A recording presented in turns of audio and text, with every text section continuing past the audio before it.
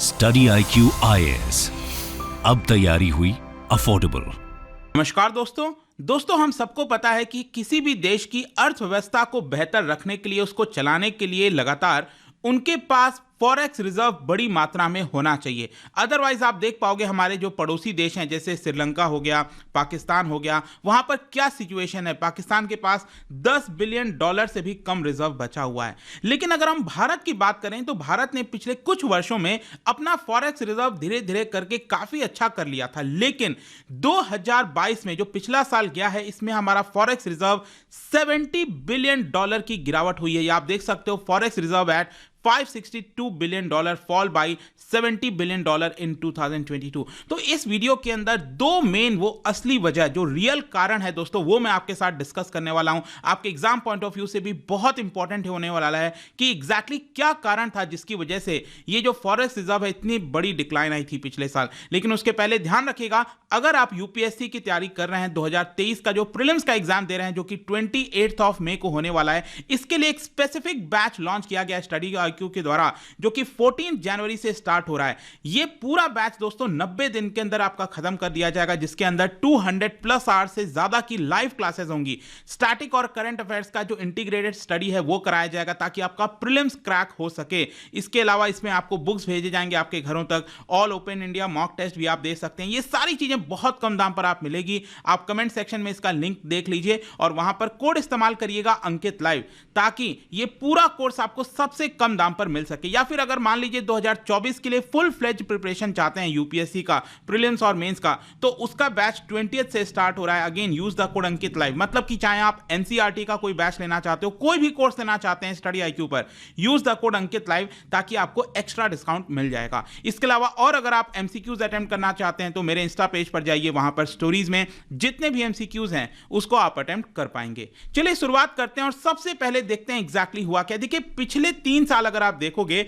That is 2019, 2020 और 2021, ये 3 साल में हमारा जो फॉरेक्स रिजर्व है वो काफी ज्यादा बड़ा था। इसका आंकड़ा मैं आपको आगे वीडियो में बताऊंगा। लेकिन जो 2022 का वर्ष गया है, जो पिछला साल गया है, इसमें हमारा फॉरेक्स रिजर्व $70 बिलियन घटा है, कम हुआ है। कैसे? अगर आप 7 जनवरी 2022 को देखोगे तो हमारा फॉरेक्स रिजर्व हो गया था $632 बिलियन, और अभी 30 दिसंबर को जो हमारा फॉरेक्स रिजर्व गिर गया, और ये कितना हो गया? $562 बिलियन। इनफैक्ट अगर आप चाहो तो ये पूरा आंकड़ा आपको जो रिजर्व बैंक ऑफ इंडिया है उसके हर वीकली ये स्टैटिस्टिक्स दिया जाता है। तो आप देख सकते हो जो लेटेस्ट आंकड़ा है यहां पर, जो टोटल रिजर्व है ये हो गया है हमारा $562 बिलियन। अब इसके अंदर आपको पता होगा, जब हम फॉरेक्स रिजर्व की बात करते हैं तो 4 मेन कंपोनेंट आता है। सबसे ज्यादा, मतलब ये $562 बिलियन में जो सबसे मेजर है वो होता है आपका फॉरेन करेंसी, फॉरेक्स करेंसी। आप देख सकते हो 562 में से $498 बिलियन ये हमारा फॉरेन करेंसी में है। फॉरेन करेंसी जैसे कि डॉलर हो गया, यूरो हो गया, पाउंड हो गया, इस तरह के जो फॉरेन करेंसी है उसमें जो आरबीआई पैसा रखती है अपना, उसको फॉरेन करेंसी एसेट कहते हैं। फिर इसके अलावा गोल्ड हो गया, फिर आईएमएफ के अंदर आपको पता है जो स्पेशल ड्रॉइंग राइट्स होते हैं, रिजर्व ट्रांसपोजिशंस होता है, इस तरह के कुछ होते हैं। लेकिन सबसे ज्यादा जो वैल्यू है वो आपको यहां पर फॉरेन करेंसी एसेट्स का देखने को मिलेगा। तो देखो, एक साल पहले ये $632 बिलियन था। इनफैक्ट 2021 में अगर आप देखोगे तो सबसे हाईएस्ट था, ये चला गया था हमारा $642 बिलियन। खैर, जो भी हम पिछले साल से इसको मेजर कर रहे हैं, मतलब पिछले साल जो टोटल गिरावट हुई है वो हुआ है $70 बिलियन का। तो ये $70 बिलियन की गिरावट दोस्तों 2 मेन कारण की वजह से हुई है। सबसे पहला कारण हम डिस्कस करते हैं वो है आपका वैल्यूएशन लॉस। अब समझो ये होता क्या है, वैल्यूएशन लॉस का मतलब क्या हुआ। देखो, जैसे कि मैंने आपको बताया था कि जो आरबीआई है वो अपना फॉरेक्स रिजर्व वो मेनली किस टर्म में रखती है, वो फॉरेन करेंसी एसेट के टर्म्स में रखती है। सबसे ज्यादा इसी में रहता है, मैंने आपको बताया 562 में से $498 बिलियन।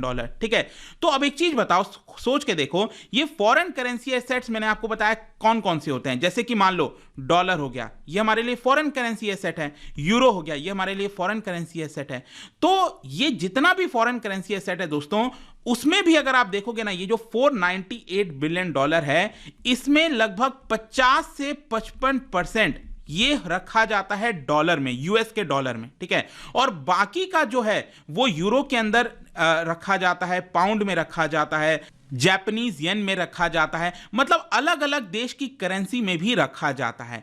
लेकिन आपको याद होगा 2022 में क्या हुआ था, याद कीजिएगा 2022 में जो डॉलर है वो बहुत ज्यादा मजबूत हो गया था। अब डॉलर मजबूत हो गया, इसका मतलब क्या हुआ, इसका मतलब यह हुआ कि जो बाकी के करेंसीज हैं, euro, pound sterling, Japanese yen, ये सारे करेंसी क्या हुए, डेप्रिशिएट हो गए। आपको याद होगा, हम सबको याद है कि ये सारी चीजें डेप्रिशिएट हो गई थी। यूरो भी गिर रहा था, पाउंड भी गिर रहा था, जापानीज येन भी गिर रहा था। तो इसकी वजह से क्या होता है, जो हमने करेंसी एसेट्स यूरो के फॉर्म में रखा था, जो जापानीज येन के फॉर्म में रखा था, पाउंड के फॉर्म में जो हमने रखा हुआ था, ये सारे चीजों की वैल्यू क्या हुई, वो भी तो गिरेगी ना एक प्रकार से। मतलब कि अगर ये करेंसी की वैल्यू गिर रही है तो ओवरऑल हमारा जो फॉरेन करेंसी एसेट्स है उसके ऊपर भी असर करेगा। आई होप कि आप समझ पा रहे होंगे। मतलब कि एक साल पहले मान लो फॉरेन करेंसी एसेट्स की वैल्यू हमारे पास $500 बिलियन थी, मान के चलो, ठीक है। लेकिन इसमें से कुछ ऐसे करेंसीज थे जैसे कि यूरो, जैसे कि येन,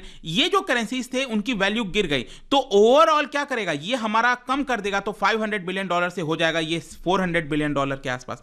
आई होप कि आप समझ पा रहे होगे जो मैं आपको बताना चाह रहा हूं। तो बेसिकली यही हुआ है, क्योंकि डॉलर यहां पर काफी मजबूत होता जा रहा था, ठीक है, और बाकी के करेंसीज की वैल्यू गिरती जा रही थी, इसी की वजह से हमारा वैल्यूएशन लॉस हुआ है। मतलब कि जो नोशनल लॉस होता है ना, वो हुआ है, और ये एक मेजर कारण है आप कह सकते हो। और करीब हम कह सकते हैं कि 55 से 60% ये जो गिरावट हुई है ना, $70 बिलियन का जो लॉस हुआ है, हमें हमारा फॉरेक्स रिजर्व कम हुआ है, उसमें से 55 से 60% गिरावट का कारण ये वैल्यूएशन लॉस है। वैल्यूएशन लॉस होने की वजह से ये गिरावट आपको यहां पर देखने को मिल रही है। आई होप कि अब आपको ये पहला कारण समझ में आ गया होगा। दूसरा कारण क्या है, दूसरा कारण है जो फॉरेन पोर्टफोलियो इन्वेस्टर्स होते हैं, जो कि भारत के शेयर मार्केट में, डेट मार्केट में जो पैसा लगाते हैं ना हमारे, वो उन्होंने विड्रॉ करना स्टार्ट कर दिया था। क्यों? क्योंकि आपको याद होगा 2022 में क्या हो रहा था, इंटरेस्ट जो है आपका इन्फ्लेशन बढ़ रहा था लगातार, आपने देखा होगा, और इसके साथ साथ रशिया यूक्रेन का वॉर आ गया था।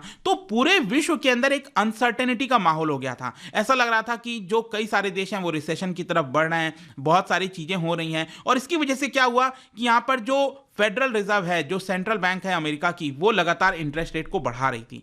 तो ये जो अनसर्टेनिटी का माहौल हो जाता है, उसकी वजह से लोग क्या करते हैं, जो अपना पैसा है वो अलग अलग देशों से विड्रॉ करके वो डॉलर में लगा लेते हैं, वो यूएस की तरफ सारा पैसा ले जाते हैं।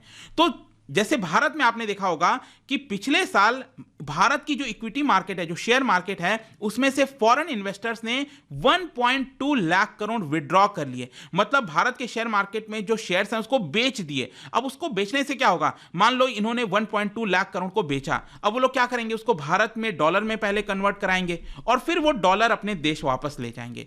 तो ये जो डॉलर हमारा गया है हमारे देश से, ठीक है, उसकी वजह से क्या हुआ, डॉलर की सप्लाई में कमी आ गई, क्योंकि उनको डॉलर चाहिए था।